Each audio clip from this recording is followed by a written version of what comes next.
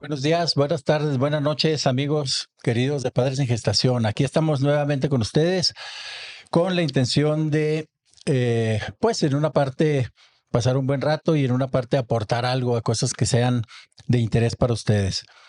Eh, Como siempre les pido que le piquen ahí donde dice suscribirse. Si les gusta este video, compártanlo. Nos ayuda mucho que le llegue a mucha gente para que tengan esta información. La idea, como ya saben, de este canal es llevar información médica para personas que no son médicos, que no tienen estudios en medicina, que no tienen la idea de los conceptos técnicos, pero que necesitan y que buscan esta información, ¿no? Porque ahora resulta que en las redes sociales hay mucha información médica que viene de personas que no se dedican necesariamente al área de la salud y pues pudiera a veces ser algo confuso, ¿no? La información. Entonces tratamos de llevar la información veraz, lo más actualizada posible y además yo me apoyo en gente experta en cada tema para que... y por supuesto que nunca será la intención de este canal sustituir una consulta médica o sustituir lo que les diga su ginecólogo. Muy bien, ahora vamos a hablar esta vez de un tema extremadamente apasionante, importante, delicado. Hoy vengo eh, especialmente casi nervioso por este tema. Es un tema muy, muy necesario de tratar y que creo yo que está, no sé si subestimado, pero no lo tratamos tanto como deberíamos. Y es el tema de la violencia familiar durante el embarazo. Entonces, este problema es mucho más fuerte de lo que pudiéramos pensar. El Colegio Americano de Ginecología y Obstetricia dice que una, una de cada 6 mujeres que son víctimas de violencia, su primer evento de abuso fue estando embarazadas. Y ahorita nuestras invitadas nos van a dar muchos más detalles. Pero la violencia de género, ya sabemos que es un tema de mucha vigencia, pero especialmente nos ocupa a nosotros en el embarazo. ¿Sale? Entonces, hoy vamos a comenzar.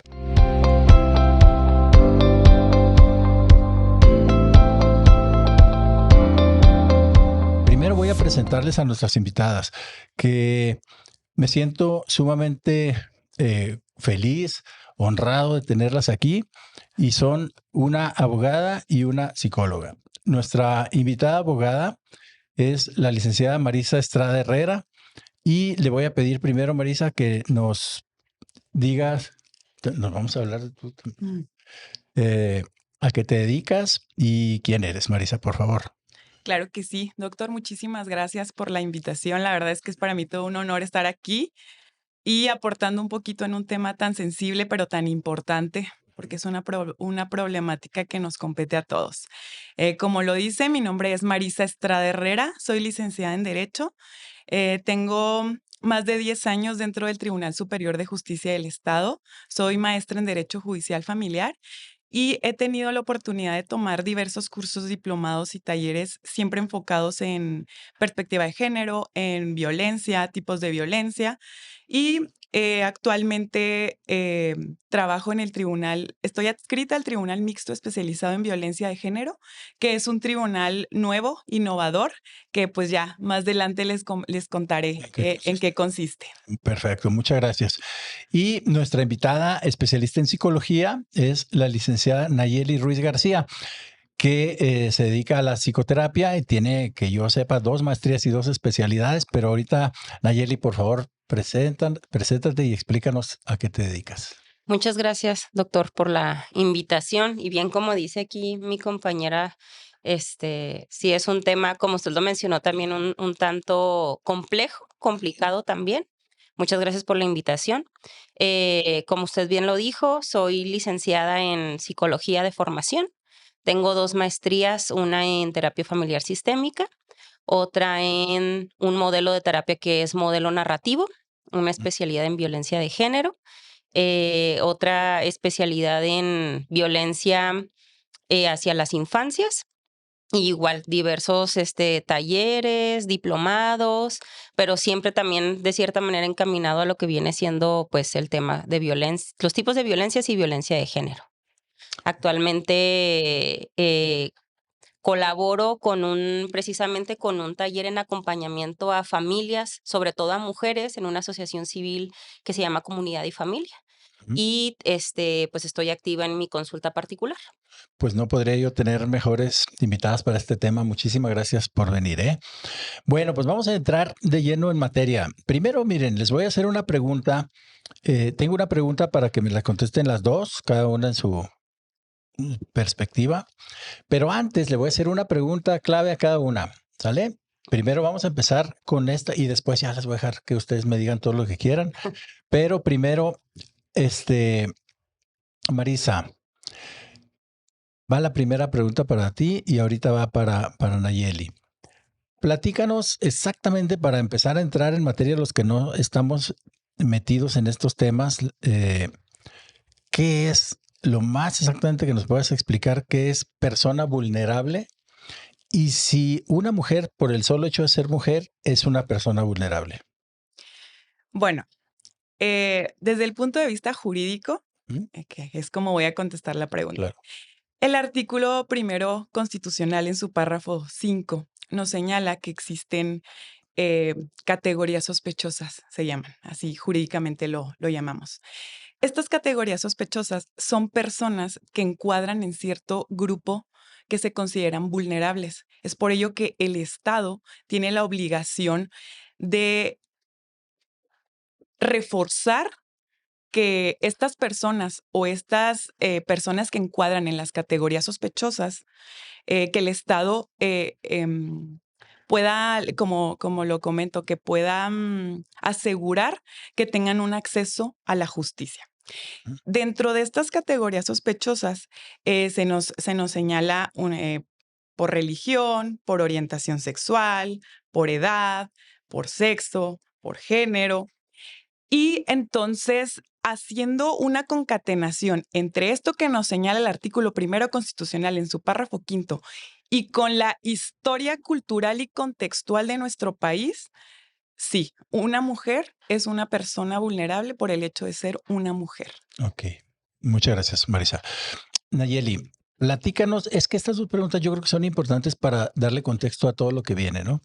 Entonces, desde el punto de vista psicológico, eh, ¿cómo nos definirías o qué significa acoso? Ay, qué difícil pregunta. Pero bueno, pues acoso es cualquier acción voy a hablar ahora sí que ni siquiera de género, de una persona hacia otra persona, Ujú. hacia un acercamiento que pues la otra persona no está, como pudiéramos decir, como solicitando o pidiendo, Ujú. hablar sobre pues su persona, hablar sobre incluso sobre su vestimenta, hablar incluso sobre cómo se comporta, sobre el comportamiento humano, vamos a decirlo de esa manera, Sí. sin la solicitud o el requerimiento o la aceptación de la otra persona. No sé si me di a entender. Ok, muy Ujú. bien, ¿no? Perfecto. Muy bien, ahora la pregunta para las dos y de ahí ya agarramos tema. La pregunta es, ¿qué magnitud tiene la violencia doméstica en el embarazo? ¿Sí es un problema? Desde sus dos trincheras en las que trabajan ustedes, díganos qué magnitud, de qué estamos hablando de problema.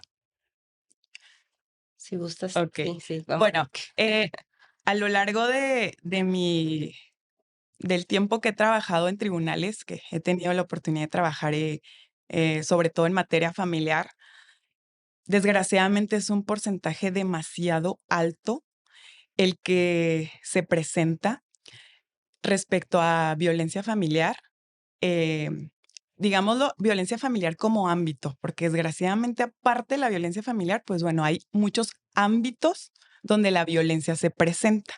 En este caso lo vamos a enfocar a la violencia familiar, ¿verdad? Ujú. Ya dentro de la violencia familiar, pues podemos desglosar desgraciadamente, ¿verdad? Tipos de violencia. Ujú. Pero contestando textualmente su pregunta es que es demasiado común, es un porcentaje demasiado alto la cantidad de mujeres que promueven un juicio en materia familiar o bien que acuden a fiscalía a poner una denuncia por violencia estando embarazadas.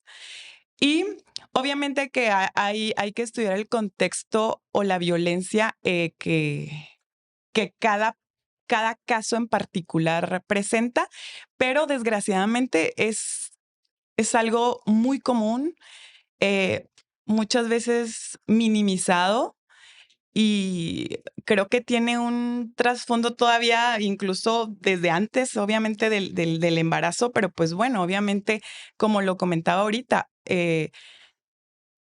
jurídicamente existe un término que se llama interseccionalidad. Una interseccionalidad es cuando una sola persona es parte o puede encajar en varias categorías sospechosas, como lo comenté ahorita. Entonces, tenemos que es una mujer que a lo mejor está siendo discriminada, violentada por ser mujer. Punto número 1. Punto número 2, por el estado de gravidez, que es la interseccionalidad. Eres mujer, estás embarazada y súmele usted, por ejemplo, que perteneciera a alguna etnia. En una sola persona estamos teniendo 3 o encuadra en 3 categorías sospechosas o es parte de 3 grupos vulnerables.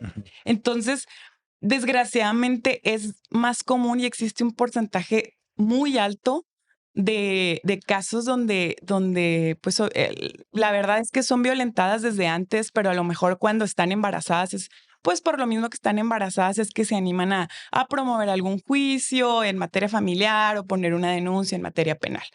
Pero sí es algo, le digo, desgraciadamente muy común, o sea, muy, muy común. No le podrá dar un porcentaje como tal, pero sí es algo muy Es que malamente, pero muy cotidiano. yo creo que no tenemos idea de qué tan común es porque en muchísimos casos no los vemos, ¿verdad? Exacto. Así es, exacto. Que Y bueno, yo respondiendo a su pregunta, doctor, la verdad es que yo tampoco puedo manejar como un porcentaje, pero bueno, más o menos como basándome en mi consulta particular. La verdad, vamos a poner como de 10 mujeres embarazadas que puedan asistir a mi consulta, 8 o 9 mujeres llegan a mi consulta por situaciones diversas, no nombrando la violencia como tal, pero sí como en síntomas. No sé, de que me duele muchísimo la cabeza, tengo problemas para dormir, no sé, sí tengo náuseas, pues propiamente del embarazo, pero muchas veces es como, no sé, no me cede la náusea, voy con el doctor, me pasa tal medicamento y no se me controla, aprieto los dientes en la noche, diversos síntomas y factores que entonces para mí al menos que me dedico a esto es como una alerta de qué está pasando por ahí. Porque honestamente al consultorio no llegan las mujeres nombrando cómo estoy viviendo violencia de género claro. dentro de la familia. No, incluso muchas veces está, sobre todo como de manera cultural y social, tan naturalizado ciertas situaciones que ellas viven o normalizadas que no se dan cuenta que es lo que están viviendo en realidad. Entonces, hasta que llegan a la consulta y comenzamos como a desmenuzar los temas, comienzo a hacerles preguntas. Y la verdad es que, bueno, yo al menos hablo por mí de mi trabajo, no es como que pongo al centro de la mesa de manera directa estás viviendo violencia de género. No, hay que tener también muchísimo cuidado con ellas en el sentido en el que pueden ellas de cierta manera uno asustarse. Definitivamente, porque, ay, carambas, o sea, saberse que estoy ya poniéndole todo el nombre, ¿no? Es un Ya impacto. están en esa categoría, ¿no? Claro, y entonces al menos yo como terapeuta que trabajo con este tema, tengo que cuidar muchas situaciones a su alrededor, el contexto, que es que se saben como muchas veces a ellas no les gusta saberse como víctimas, ¿no? Y en realidad yo no las nombro como víctimas, yo las nombro como personas o mujeres que hacen frente a la violencia de género, en realidad. Entonces, hasta que estamos en el consultorio y comenzamos a desmenuzar el tema, es que ellas comienzan a darse cuenta que esto que vivo, por esto que no podía nombrar, llegué a terapia, porque no puedo dormir, porque me dan crisis de ansiedad, porque tengo miedos, sin algún miedos irracionales se les llaman como, no sé, a la oscuridad o algún ruido fuerte. Y entonces hasta que estamos en terapia y comenzamos a desmenuzar, es que nos comenzamos a dar cuenta. Pero respondiendo a su pregunta, la verdad es que sí es un índice muy, muy alto, igual como lo nombra la LIC, es bastante común. Yo también estamos aquí en tres trincheras diferentes, por decir Claro. así, ¿verdad? Que podemos ver a esa misma persona, pues desde el punto de vista jurídico, psicológico y ginecológico, ¿no? Porque están embarazadas. Entonces, es muy interesante que tenga esos diferentes ángulos, ¿no? Y yo también creo que es un problema grave, un problema importante, sin tener los números, porque pues las pacientes no, si a usted como psicóloga, a ustedes como psicólogas no les dicen directamente, pues mucho menos a nosotros, ¿no? Y más que va la pareja con ellas a la consulta. Entonces, pero uno lo percibe a veces, ¿no? Pudiendo estar equivocado, pero generalmente uno percibe o nos dan algunas muestras de que sí hay algún problema ahí. Ahora, muchas personas creen eh, que antes de entrar al aire estábamos platicando, entre otras cosas, de las pacientitas que pertenecen a etnias. Entonces, muchas personas creen que es un problema que va en relación a los niveles socioeconómicos. Y yo pienso que no. Yo creo que es muy común también en niveles socioeconómicos altos. Pero ustedes que conocen ya los casos, ¿qué nos dicen? ¿La violencia en el embarazo tiene que ver con los niveles socioeconómicos? Si me lo permites, Vic, definitivamente no.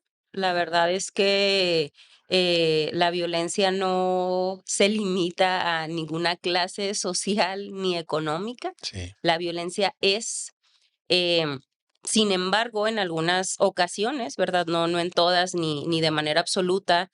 Incluso yo me puedo atrever a decir que en situaciones donde hay un nivel alto económico puede haber incluso más pues violencia sobre temas económicos, por ejemplo, o sobre temas de control.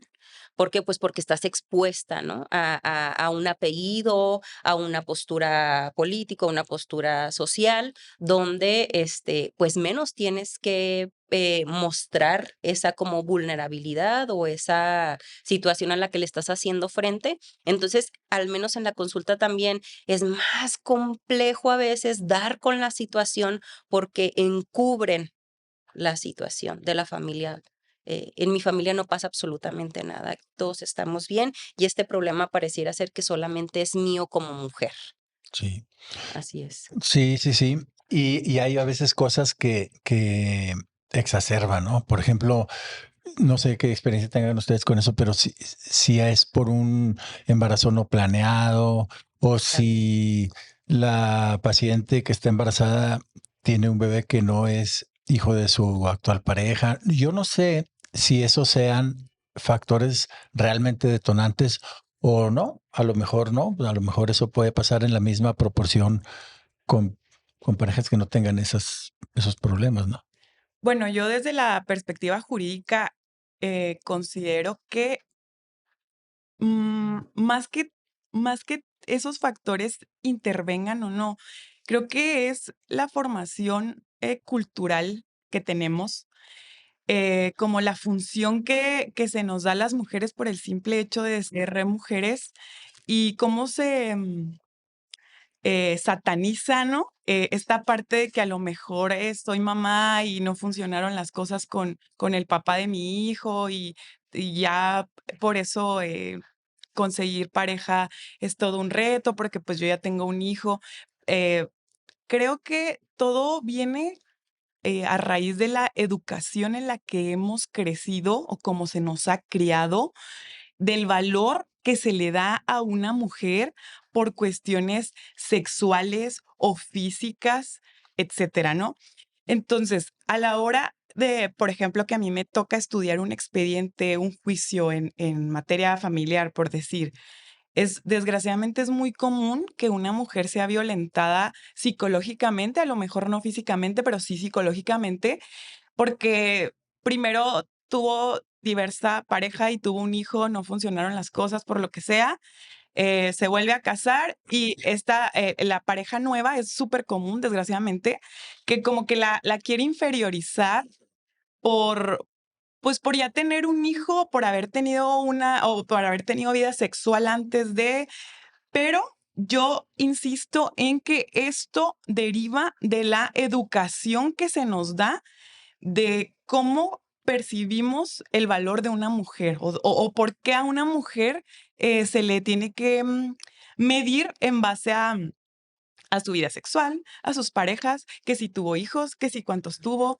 Entonces, yo creo que sí es un factor muy determinante y sí se presenta demasiado, pero a pesar de que jurídicamente hablando, lo digo sobre todo, tú utilizas tus herramientas a la hora de resolver y que a lo mejor esas son cosas que ni siquiera a la hora de poner una pensión alimenticia o así, pues no es necesario en ese momento, pues tomarlas en cuenta. Yo creo realmente que tiene que empezar desde la educación que se nos da en la casa del valor que tenemos, no como mujer o como hombre, como personas, porque la dignidad es intrínseca a la persona, sin importar sexo, género, orientación sexual, religión, etcétera. O sea, el valor que tenemos por el simple hecho de estar aquí sentados, respirando, ser seres, ya ni siquiera digo vivos, también digo, ni siquiera digo humanos, también digo seres vivos.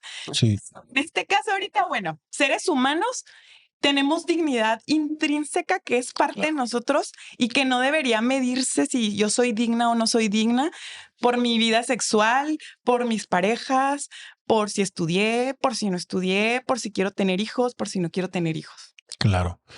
Y ¿qué hay de que la violencia tenga que ver con personalidades de la persona agresora? Por ejemplo, yo escucho mucho, pues yo no me dedico a la salud mental, pero escucho mucho no sé si se puso de moda o antes no estaba diagnosticado o qué pasó, pero ahora escucho mucho del trastorno narcisista de la personalidad. Mm. ¿Eso tiene que ver o no tiene que ver? Digo, yo sé Ah, que obviamente me imagino que si lo tiene es más propenso, mm, pero en general como parte del problema de la violencia, ¿sí es las personalidades o no? mm, Me voy a atrever a poner esto sobre la mesa y a responder. Habrá colegas allá afuera que no estén de acuerdo conmigo, eso lo entiendo. Claro. Pero bueno, de manera personal, en cómo me he formado, no.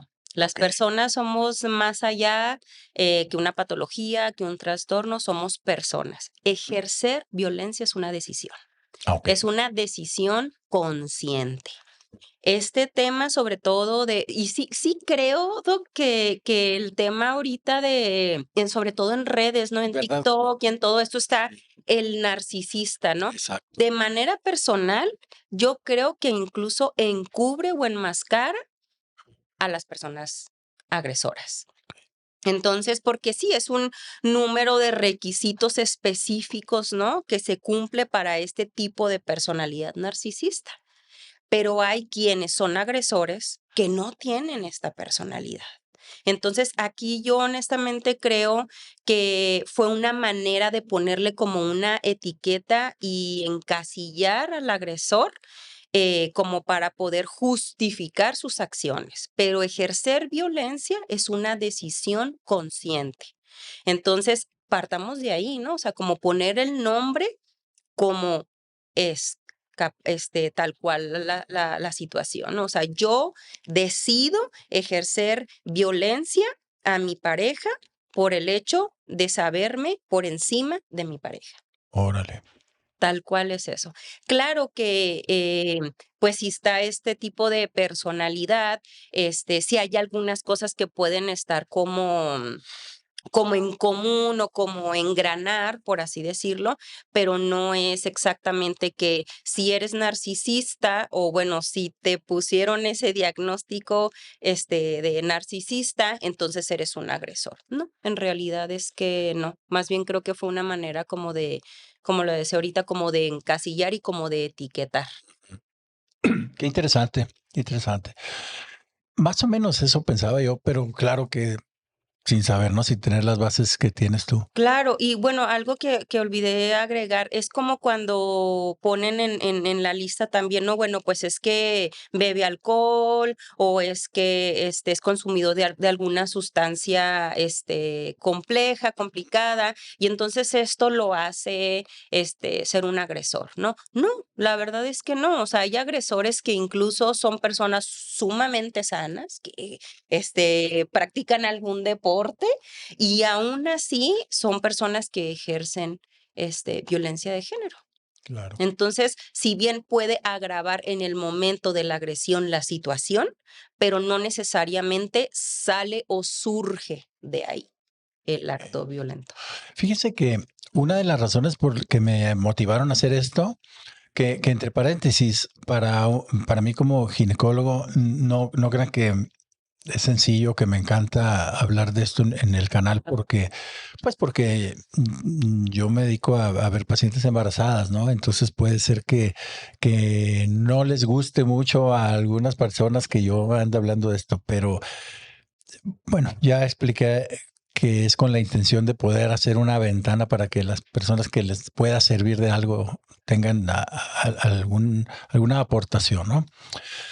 Pero una de las razones que yo de veras hasta he soñado, o sea, me tiene así medio obsesionadón, es ¿qué haría yo?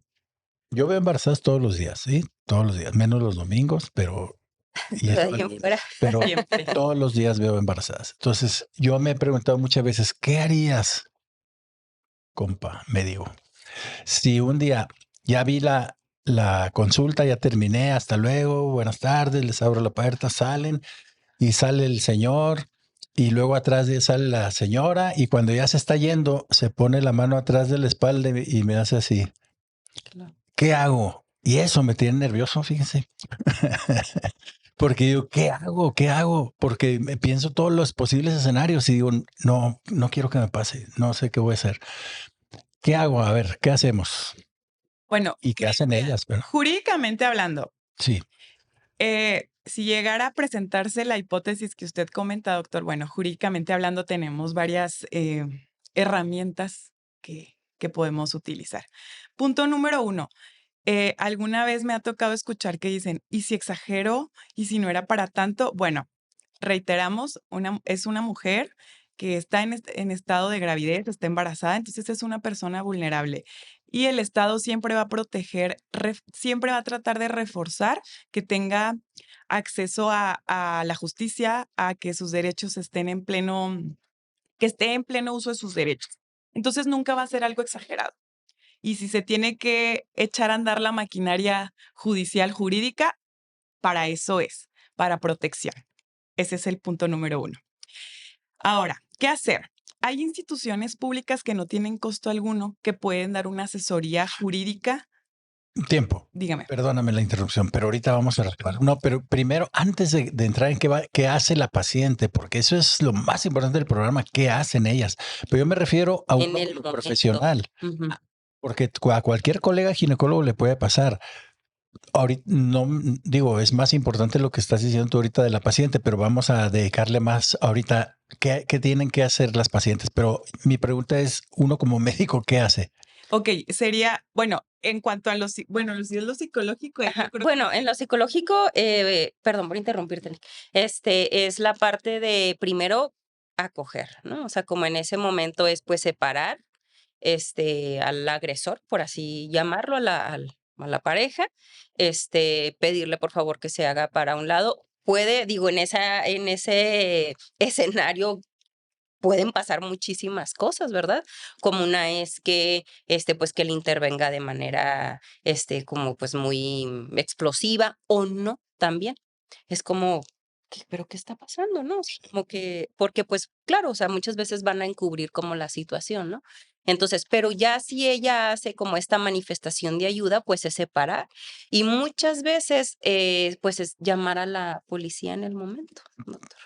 Porque si es una situación, ahora sí que nos puso un panorama muy complejo. Sí. Digo, la verdad es que voy a decir que padrísimo que ellas se dieran a la oportunidad de hacer esto. La verdad, al menos de manera personal, no me ha tocado de esa manera. Este, pero también claro que no es algo fácil para ellas, definitivamente, pedir la ayuda de manera directa. Es muy complejo para Entonces, todos. pero la mejor respuesta a esto, Doc, es preguntarles a ellas, ¿qué necesitas de mí? Ok. ¿Qué quieres que yo haga? Ujú. Porque nosotros, incluso nosotras ahorita aquí podemos poner muchos puntos a seguir y decir, es que lo mejor es esto y el ABC, pero en realidad hay que entender que cada una de ellas va a necesitar algo diferente y entonces nos apegamos a lo que ellas van a necesitar. Ellas son expertas viviendo lamentablemente esa situación. Entonces, con ellas es, ¿qué necesitas de mí en este momento? Y no sé, se me ocurren cosas como que decir, no sé, pues que llame a mi familia o que me traigan, si tienen otros hijos, que me traigan a mis hijos aquí, que me lleven, no sé, al CEJUM a poner la denuncia, no sé, quiero pensar como que muchas cosas, ¿no? O simplemente la protección, ya no quiero regresar a casa, ¿no? Con él, porque esta salida al ginecólogo fue mi salida a poder ya no regresar, ¿no? Pero sobre todo de mucho el ABC de manera personal es preguntarles a ellas, ¿qué necesitas de mí? ¿Qué hago ahorita? O sea, es separar y es, Ok, muy ¿qué bien. hacemos, no? ¿Qué es lo que necesitas? Ujú. Ahora sí, discúlpame, Marisa, sigue, No, sigue se- lo que estabas. jurídicamente hablando, bueno, después del acompañamiento, como lo comenta la licenciada, Sí, pues bueno, jurídicamente hablando tenemos otras herramientas. Por ejemplo, bueno, está la línea que es el 911, que se supone que tiene tú marcas al 911 porque tienes una emergencia y ahí hay una sublínea que se llama violencia familiar, ok. donde se supone que te dan asesoría psicológica y jurídica. Ahora, existen instituciones públicas que no cobran ninguno de los servicios que te dan como contención psicológica y asesoría jurídica. En primer término, pues está el Centro de Justicia para las Mujeres, que es el CEJUM, que hay aquí una, hay una oficina de CEJUM aquí, porque no todos los municipios desgraciadamente cuentan con CEJUM o con este tipo de oficinas. Está el Centro de Atención a las Víctimas de Violencia, Mujeres Víctimas de Violencia, que es el CAVIM. Está el Instituto Chihuahuense de la Mujer. Y dentro del Tribunal Superior de Justicia del Estado tenemos también Defensoría Pública. La Defensoría Pública cuenta con, como lo dice el nombre, defensores públicos que no cobran un solo peso por la asesoría legal que necesiten y incluso ellos pues te llevan el juicio completo sin hacerte cobro alguno y ya se te enfoca ahí se te asigna un defensor según lo que, como dice la licenciada, lo que tú quieras hacer. Habrá mujeres que buscan una pensión alimenticia, entonces tienen que irse por la vía familiar. Habrá otras que quieren una orden de protección, puede ser también por la vía familiar o promoverla ante fiscalía. Pues bueno, tomando en cuenta el contexto y lo que la víctima en su caso necesite y quiera hacer. Sí, entonces realmente hay, pero el punto en común de todas esas instancias es que ella tome la iniciativa, ¿no? Claro, Sí. definitivo. Que Ujú. se atreva. Y otra de las cosas que yo he pensado antes de hacer este programa, pero más que pensarlo para el programa, es de las cosas que me motivan a hacerlo. ¿Ustedes creen que estamos en un punto en el que este tema de la violencia familiar tendría que ser como una asignatura o como una materia en las licenciaturas, aunque no sean del área de la salud? Doc, la verdad es que, como lo decía ahorita la licenciada, incluso desde la formación inicial, Ujú. yo me atrevería a decir, ir formando a los niños y a las niñas y adolescentes a qué es, ya ni siquiera la violencia de género, qué es un acto violento. Desde ahí. Y sí se habla mucho en los videojuegos y todo esto, pero no de manera profunda.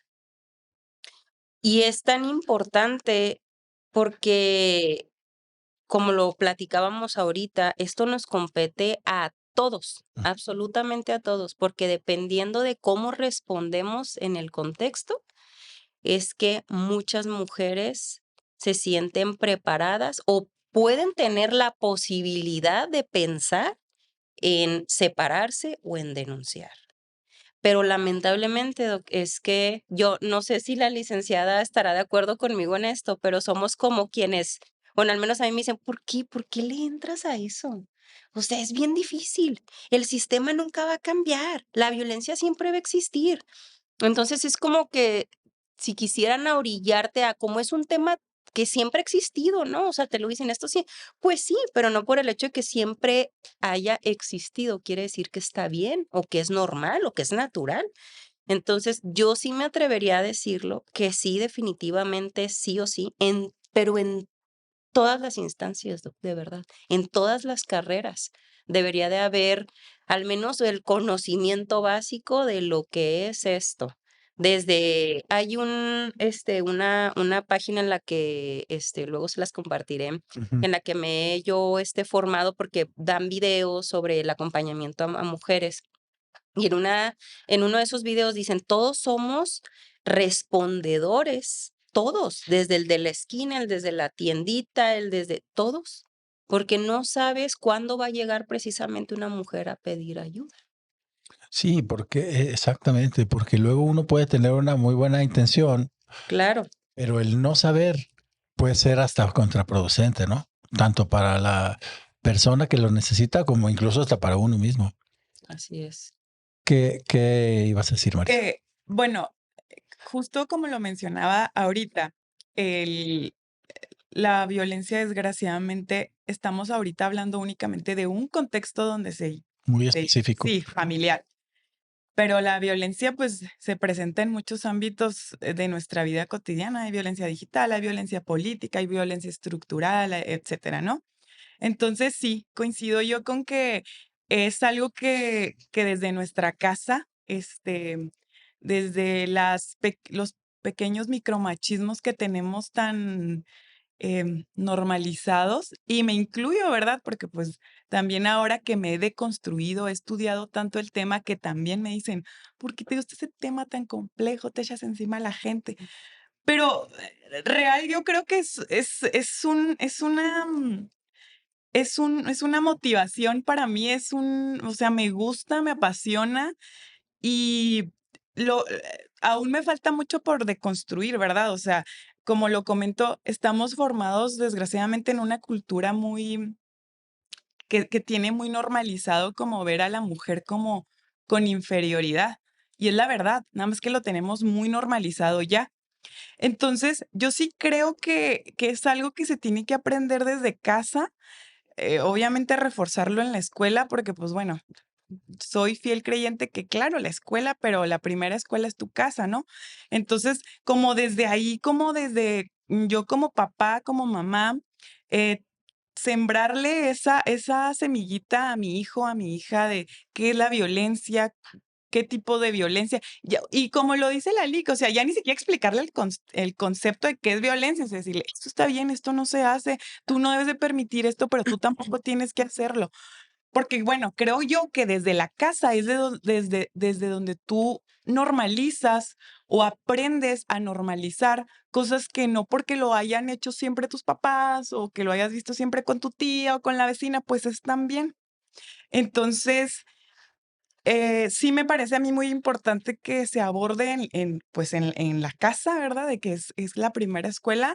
Y claro, o sea, que hubiera talleres en primarias, en secundarias, en preparatorias, sobre todo en la adolescencia, me parece a mí que es donde despunta totalmente esta problemática. Pero volvemos a lo mismo, o sea, como todavía aparte, aunque ya es un tema, digamos, tan viejo, o sea, en el sentido de que hay conciencia de que existe esta violencia, todavía sigue siendo tabú. Así es, Increíble, ¿verdad? total. Pero sí, sí es cierto, sí sigue siendo tabú y hasta criticado, ¿no? Sí, Que, Sí. que, que visibilicemos el tema a veces. Y, No quiero limitarlas a mis preguntas cortitas. ujú. Platíqueme, ¿qué les gustaría platicar?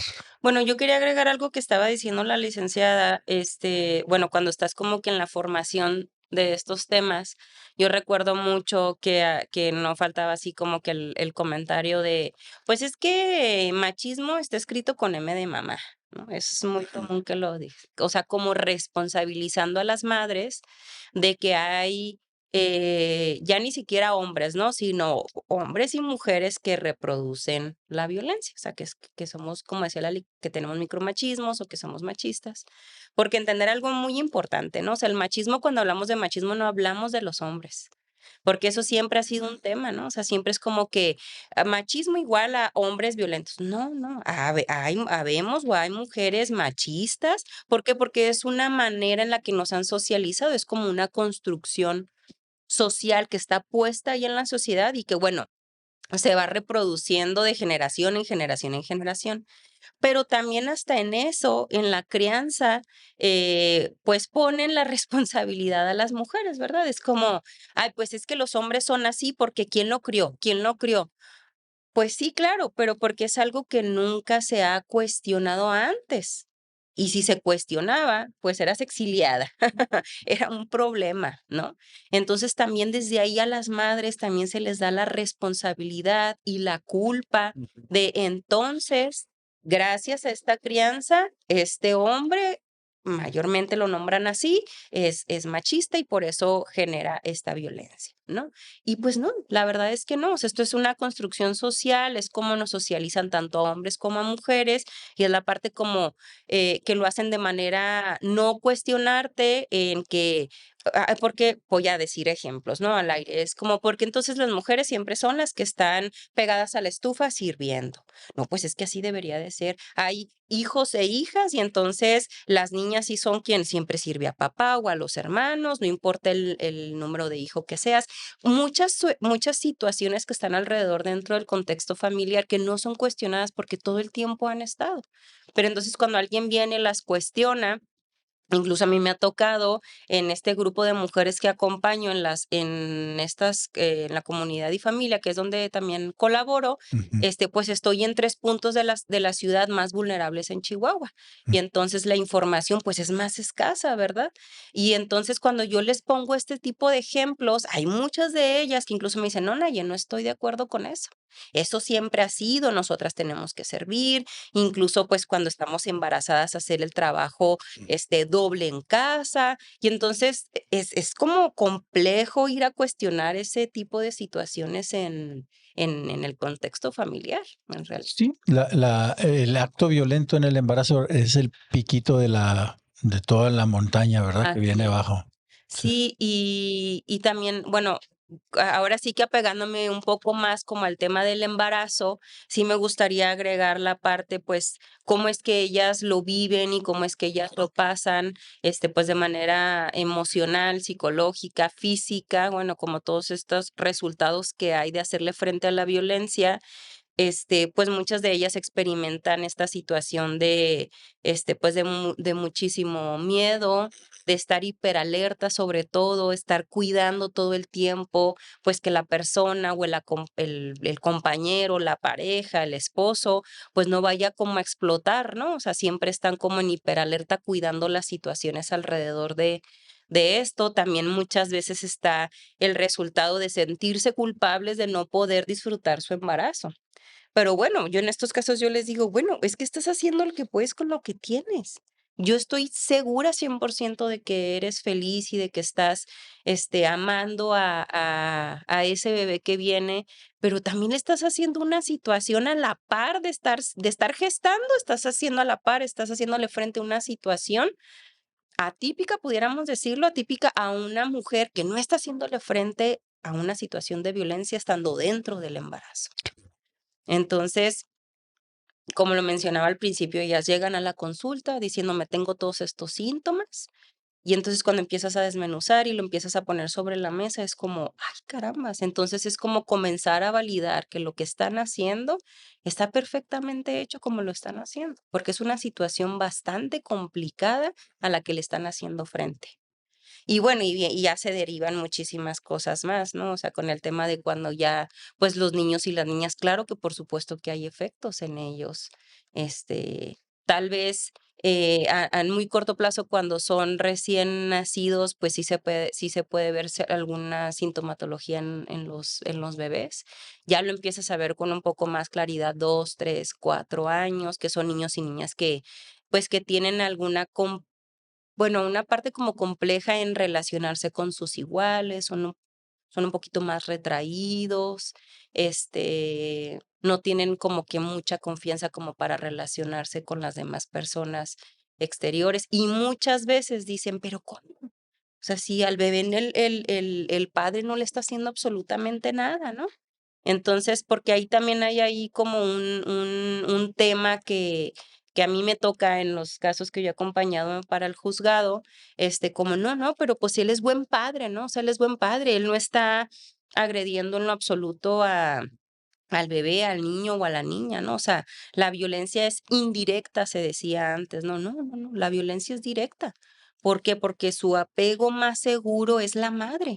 Si tú estás agrediendo a la madre, en la misma medida estás agrediendo al hijo y a la hija. Esta idea que se tiene de, es que él es un muy buen padre porque es proveedor, porque hace todo estas situaciones, ¿no? No, no, no, pues está haciendo lo que le toca, ¿verdad? Como un padre responsable debería de hacerlo. Pero si agrede a la mamá, en la misma medida agrede a los hijos y a las hijas. Porque se dice mucho, es que es un buen padre. No, un buen padre es quien no agrede a la madre, el quien no transgrede ese vínculo de seguridad, porque pues es un bebé. Desde la gestación, desde ahí estás transgrediendo pues ese bebé en realidad. Se considera que la violencia en el embarazo es una complicación del embarazo. El Colegio Americano de Ginecología y Obstetricia la considera una complicación de embarazo y Claro, más frecuente que la hipertensión, claro. fíjese, en el embarazo. Bueno, yo lo que veo mucho en ellas, por ejemplo, a mí me dicen, Naye, no puedo dormir. Estoy siempre apretando los dientes. Cualquier ruidito me despierta o me quedo dormida hasta bien tarde. Estoy comiendo demasiado. Estoy comiendo por mucha ansiedad. Me siento siempre hiperalerta, siempre estoy muy cansada. Y luego viene una narrativa alrededor de estas mujeres diciendo como, claro, pues estás embarazada, pues ¿qué más? ¿Por qué? Porque muchas veces ellas no están nombrando lo que están viviendo, ¿verdad? Pero bueno, ya en consulta empiezas a hacer pues ciertas preguntas, empiezas como a indagar y entonces dices, la verdad es que yo sí tengo que admitir que yo digo, no, o sea, por dentro de mí, honestamente estoy diciéndome, por favor, que no sea un caso de violencia, por favor, ¿no? Y Ujú. luego ya haces ciertas preguntas y sale y dices, o sea, porque, bueno, al menos a mí de manera personal, no sé si Ali, pero es como que es en serio otra vez, o sea, es tan común, de verdad, que sí es desgastante y doloroso, en realidad. Acá desde el área jurídica, Ujú. eh, me gusta a mí mucho la materia familiar, porque la materia familiar faculta al juez o a la jueza para que se allegue los medios necesarios para el conocimiento de la verdad. O sea, tiene la facultad de mandar a hacer lo que sea necesario para conocer el contexto completo de esa familia, de esa pareja, como sea, ¿no? Tenemos también como que creo que todavía existe mucho la idea de que para que sea violencia familiar tenemos que vivir en el mismo techo. Y no, la violencia familiar es incluso tu pareja sentimental, tu novia, tu novio. Desde ahí, si hay una vulnerabilidad, si uno está violentando, es violencia familiar, aun y cuando no estén casados o no vivan bajo el mismo techo. Entonces, desde ahí creo yo que parte esta perspectiva de violencia, enfocándola pues a la materia familiar. Eh, Esta facultad que tiene el juez, la jueza de lo que considere necesario y lo que vaya saliendo y pueda traerlo al juicio, porque en otras materias todo es cuadrado, tú ofreciste esta prueba y ya, y si no ofreciste la otra, ni modo. Y en materia familiar no.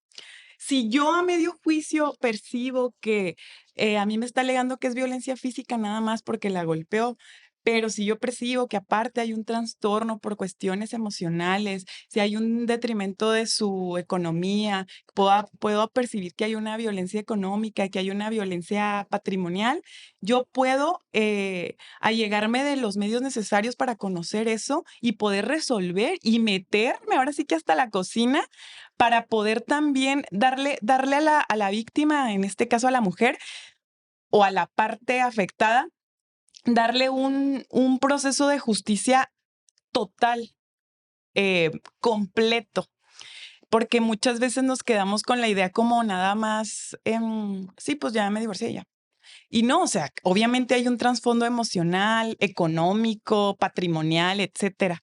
Por eso hacía ahorita hincapié en que las personas todavía tenemos como que muy marcado que el único o el más común tipo de violencia es la física, ¿no? Que es un golpe, una cachetada, una agresión física. Pero no, o sea, existe la violencia económica, existe la violencia patrimonial, que es una línea muy delgada que existe entre una y otra. La patrimonial es ejercer control o dominio respecto a la víctima con sus bienes, no sé, le quiebro su celular, la laptop o con lo que ella trabaja para que no pueda y ya no genere, no sé, un ejemplo. O la económica, estamos casados por separación de bienes. Yo me dediqué preponderantemente a las labores del hogar, a la crianza, a la comida, a tener siempre la casa limpia. Tú pudiste hacer un patrimonio porque siempre fuiste a trabajar y yo siempre me quedé en la casa, ¿verdad? Y a la hora de divorciarse, pues no hay sociedad conyugal que dividir, entonces pues yo me quedo ahora sí que coloquialmente chiflando en la loma y tú sí pudiste hacer un patrimonio. Entonces, este, este tipo de situaciones, para eso se estudia la violencia desde todas estas aristas, para que pueda brindarse una justicia completa. Y hago esta introducción porque hay un tema que a mí me mortifica jurídicamente hablando, que es cuando son novios, que no están casados, no viven en el mismo domicilio. Yo le digo a mi novio, oye, estoy embarazada. Y mi novio, no, pues, no, yo cómo sé que es mío. Y no hay, jurídicamente hablando, cuando estás casada, no importa el régimen, si sociedad conyugal o separación de bienes, pues existe una presunción de que tu esposo es el papá de tu hijo o tu hija, ¿no? Incluso cuando hay un concubinato, porque viven bajo el mismo techo. Pero cuando son novios, me parece a mí que hay una laguna jurídica, porque si mi novio me dice, no, Dios te acompañe y Dios te bendiga, pues la responsabilidad me queda, pues yo lo estoy gestando, la responsabilidad me queda a mí sola. Y luego la responsabilidad económica y luego aparte la carga emocional y luego las hormonas y luego la sociedad que me señala porque me embaracé sin estar casada, porque mil cosas.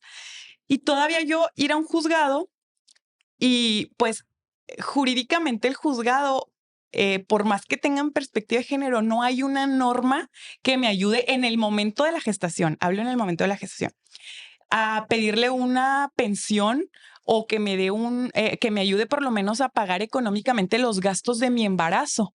Porque como no estamos casados, no somos concubinos, no existe esta presunción como tal. Y a lo mejor habrá colegas que difieren conmigo, pero esto es lo que yo he visto en la realidad social, jurídica de ahorita. No hay. Claro que ya naciendo el bebé, con un reconocimiento de paternidad, yo puedo demandar la pensión alimenticia retroactiva. O sea, ¿me ayudas? No, corrijo, desde ahí estamos mal, no es ayuda. ¿Me pagas o cumples tu obligación desde el momento en que lo gestamos porque lo hicimos los dos, ¿verdad? Entonces, esto a mí me causa mucho, o sea, si son novios, o sea, en el momento en que la mujer en ese momento está embarazada, no sabemos de su contexto social, económico, emocional, y en ese momento, jurídicamente estamos como atados de manos, por decirlo, pues por lo menos para que tuviera el aporte económico que le corresponde al papá. Se puede hacer una prueba de ADN estando ya embarazada, pero usted sabrá mejor que yo. Creo que es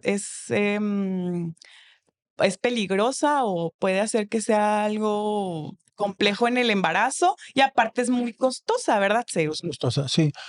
Peligrosa no le diríamos, ¿eh? Es una obtención de líquido amniótico. No es. El procedimiento para obtener líquido se llama amniocentesis y es una prueba muy segura. Lo que sí es que sí es costoso y forzosamente necesita del acuerdo de los dos, porque se tiene que comparar con muestras también del papá, del supuesto posible papá. Y Ujú. pones esto en la mesa, y yo me pongo a pensar como la parte también, qué dolorosa ha de ser para ella, en este caso, como dices tú, una mujer que es su novia, y qué doloroso ha de ser para ella estar pensando de me tengo que exponer a la prueba. O sea, ya simplemente el hecho de no me crees.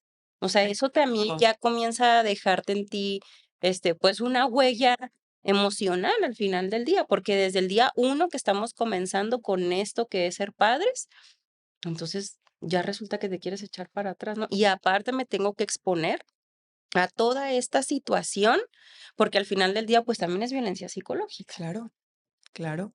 Es, y desgraciadamente es muy común también, o sea, los juicios de reconocimiento de paternidad son, pues sí son comunes, pero siento que bueno, no lo estoy normalizando para nada. Solo digo que cuando todavía estás embarazada y que a lo mejor necesitas, estamos amarrados de manos porque no hay una regulación jurídica que hable en este supuesto de somos novios. Ya, si están casados, pues bueno, existe ya la presunción, se te puede fijar una pensión alimenticia, etcétera. O si son concubinos. Pero en este supuesto de novios, que es súper común, Ujú. eh, pues ahora sí que o es la prueba de ADN estando embarazada o esperar a que nazca el bebé, le hacen una prueba de ADN al bebé pues con el papá y ya se puede pedir una pensión alimenticia retroactiva. Que hay muchas personas que dicen, no, yo no me expondría a eso porque yo, pero bueno, hay que ser muy conscientes que esto es muy contextual, o sea, si a lo mejor yo tengo la posibilidad económica y siento que tengo las herramientas emocionales y tengo la seguridad y no va a cumplir con su obligación el padre, pues bueno, y yo decido no hacerlo, no demandarlo, okey, pues es algo muy personal, ¿verdad? Pero luego siento que también las mujeres incluso son muy juzgadas por pedir la pensión alimenticia, o sea, es una obligación que tienen. Mm. O sea, no vengo a pedirte un favor, no es ayuda, es tu obligación. Por eso yo soy tan feliz que ahora exista el Registro Nacional de Deudores Alimentistas. Y digo, soy muy juzgada por estos temas que a mí me apasionan y me molestan, me enojan, o sea, de que no es un favor, porque incluso a mí me ha tocado en audiencia que dicen, es que yo sí le ayudo a ella, o sea, ayuda, ayuda, es tu obligación. Y la parte de ella, ¿no? No estás ayudando a la mamá, Sí, es tu es tu responsabilidad como responsabilidad. padre. Ujú. Sí. También sufro yo en el sentido de otra laguna jurídica que tenemos aquí en el estado, que no está regulada la violencia vicaria. Tú sabrás más de eso que yo, pero no está regulada ese tipo de violencia aquí en el estado. Y es también yo creo que de las más comunes, que usan a los hijos para violentarme a mi mujer. O sea, no le da la pensión alimenticia a los hijos por hacerme batallar a mí, que yo trabaje el doble, que tenga que doblar turno, o les habla mal de la mamá y luego ahí están los niños pues con problemas psicológicos, emocionales. Así es. Este, ha habido casos catastróficos donde hasta los niños, o sea, no, No, es muy horrible. complejo. Sí, lo que pasa es que, como dijeron ustedes desde hace rato, la violencia en el embarazo es una arista, ¿no? Eso es una parte del problema, ¿no? Así Pero es. no nada más se limita al embarazo. Pero es muy amplio, muy complejo, pero nos da mucha luz todo lo que nos han platicado. Vamos por fines de tiempo, a irnos despidiendo. Primero me gustaría que cada una nos dijera si alguien quiere acercarse a ustedes o comunicarse con ustedes, cómo las puede contactar y un mensaje final para las pacientes, Claro, para las personas en general. bueno, yo en mi consultorio particular, mi número es 614-503-1930. Es de mi consultorio particular. También tengo pues mi página en Instagram. La verdad es que sí subo ahí como cosas y como mucha información más que como de mí. Claro. Y estoy como lic.nayeli Ruiz, como psicóloga, Nayeli con Y. con Y ambas, ajá. Y bueno, pues un mensaje que más que a las mujeres, doc, yo les diría como a la red de apoyo, Ujú. Es como que sea en los tiempos de ellas, sin presionarles, sin decir como todas estas narrativas dominantes de están ahí porque quieren, porque son masoquistas, porque les gusta. No, la verdad es que no. El simple hecho de que ellas estén ahí haciéndole frente a la situación ya es mucho hacer. Entonces es como nosotros, los que estamos alrededor, esperar y simplemente el acto de acompañar, de como lo que le mencioné ahorita al principio, decir, ¿qué necesitas de mí? Apegarnos a eso. Más que nada, ese sería como el mensaje. Y muchas gracias, doctor, por la Muchísimas gracias, invitación. Eli. Ha sido muchísimo, muy valiosa la aportación. Muchas gracias. Gracias. Marisa, ¿dónde te pueden contactar y quién? Bueno, ahorita yo trabajo en el Tribunal Superior de Justicia del Estado, soy servidor público, servidora pública. No puedo dar una asesoría como tal porque me dedico al servicio público, pero sí quiero decirle a las personas que vean este video, el podcast, que lo escuchen, que tengan fe en la justicia, que habemos servidoras públicas, que dejamos la vida, el alma, que estudiamos por brindar el mejor servicio desde la mejor forma, con estudio, sin ideas preconcebidas y juzgando lo que se tiene que juzgar, nada más. Y pues tengo mis redes sociales, tengo mi página de Facebook que es lic.marisaestrada. También comparto información novedosa de la Suprema Corte de Justicia de la Nación, etcétera. Y a mí nada más me gustaría dejar como mensaje que ya lo dije antes, pero lo reitero porque para mí es como mi lema de vida. La dignidad es intrínseca a nosotros. No depende de nuestro género, no depende de nuestra orientación sexual, de nuestro físico, de nuestra educación. Todos somos dignos de ser y nadie tiene que menoscabarnos en ningún aspecto nunca.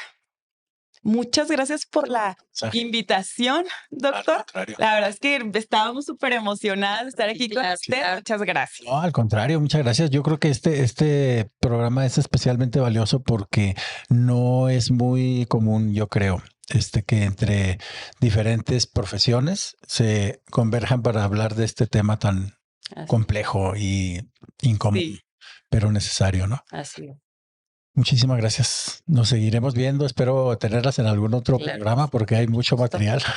Entonces, aquí seguiremos. Muchísimas gracias. Gracias. Espero que les haya gustado tanto como a mí escuchar a estas profesionales y pues vamos a estar al pendiente de sus comentarios. Por favor, pongan aquí cualquier duda. Incluso pueden hacer preguntas para nuestras invitadas, tanto para la psicóloga Nayeli o como para la abogada Marisa. Y ahí se las vamos a hacer llegar o ahí mismo en los comentarios de este programa los contestamos. Entonces, síganos en Padres en Gestación, dele like si le gustó y compártalo porque de verdad pues no sabemos a quién puede hacerle demasiado útil ver este programa. Entonces, compártanlo y nos vemos en el siguiente programa. Hasta luego.